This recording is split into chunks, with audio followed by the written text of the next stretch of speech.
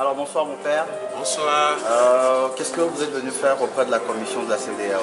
Nous sommes venus au nom des forces vives de notre nation, regroupées dans le mouvement Espérance pour le Togo.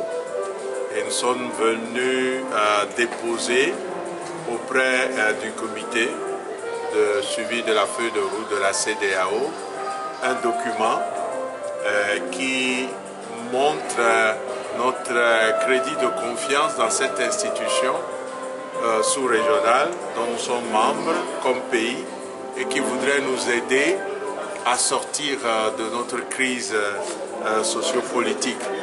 Du coup, ce document reprend les points positifs de la feuille de route et cherche à attirer l'attention du comité de suivi sur un certain nombre d'éléments qui nous semblent capitaux pour que les élections à venir ne puissent pas à nouveau ouvrir les portes à des contestations comme on le connaît chez nous. Il y a comme une mauvaise tradition chez nous où on organise les élections. Après, ce sont les contestations avec des mouvements de rue, des morts, l'économie est bloquée, il y a des blessés. Ensuite, on se retrouve pour dialoguer. On sort un document qu'on applique à peine, pour ne pas dire dont on ne s'intéresse plus. Alors nous sommes venus au nom des forces vives de la nation, de la société civile, pour demander au comité de suivi de veiller afin que le processus électoral ne soit pas simplement un acte posé et qui ne puisse pas faire sortir le pays de la crise. Nous avons insisté sur l'importance, selon nous, des réformes électorales, constitutionnelles et même institutionnelles avant les élections. Et nous avons aussi attiré l'attention des membres de ce comité sur le fait que les vrais désirs, ce que le peuple a exprimé, ce n'est pas nécessairement une élection rapide, vite fait, de peur que cela soit encore source de contestation. Ce que le peuple désire fondamentalement, la population, qui n'a rien à voir avec les intérêts du politique en général, c'est que ce pays puisse se remettre sur les rails, que nous puissions nous sortir de cette paupérisation galopante, que la misère recule. Et pour ça, il faut que les conditions puissent être créées. Parmi ces conditions, il y a la question de la paix, la question des éléments indispensables pour un développement. Et nous avons aussi insisté sur les mesures d'apaisement, surtout la libération des détenus politiques.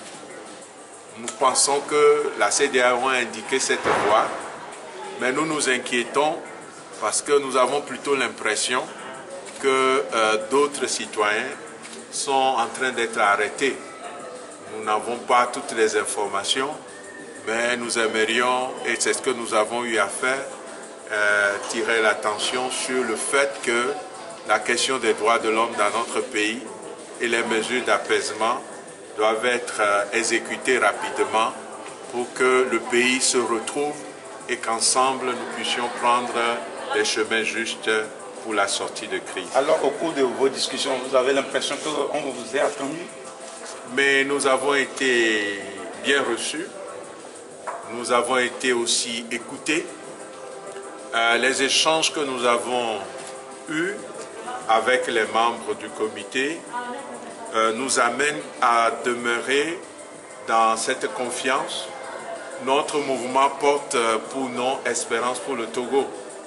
Nous espérons qu'avec ce que nous venons d'entendre, si la bonne volonté des acteurs politiques de notre pays s'ajoute à tout ce que nous venons d'entendre, nous nous disons que le pays peut prendre un chemin qui va nous amener à la sortie de crise. Cela dit, nous au niveau de la société civile, nous continuons d'appeler tous les citoyens et citoyennes de notre pays à maintenir ce que nous appelons la veille citoyenne pour que les éléments positifs de la feuille de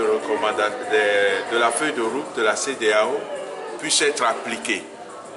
Mais au même moment, nous nous engageons à la mission d'éveil du peuple pour montrer au peuple qu'en réalité, aujourd'hui, les citoyens ne peuvent plus rester les bras croisés.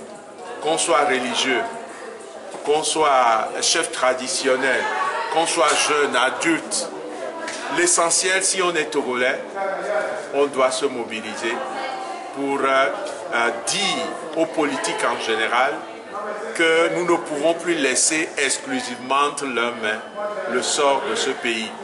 Parce que quand eux, ils n'arrivent pas à s'entendre, c'est tout le peuple finalement qui finit par entrer dans une souffrance sans nombre. Il est donc clair pour nous que tous les Togolais, quelle que soit leur ethnie, leur région, leur rang social, leur appartenance religieuse, il leur revient de s'unir à nous pour que nous puissions exiger des décideurs et toute la classe politique l'importance d'aller vers une sortie réelle de crise. Alors qu'est-ce que vous comptez faire demain si il semble que vous n'êtes pas attendu? Dans tous les cas, nous sommes dans une logique de confiance et d'espérance. Nous n'allons pas commencer par dire nous ferons ci, nous ferons ça. Nous croyons que les acteurs politiques ainsi que nous de la société civile, doublés du travail de la CEDEAO, toute cette synergie, nous croyons que cela va permettre de sortir vraiment de la crise. Donc nous n'avons pas à afficher tel ou tel autre aspect pour le moment. Merci à vous. Nous vous remercions.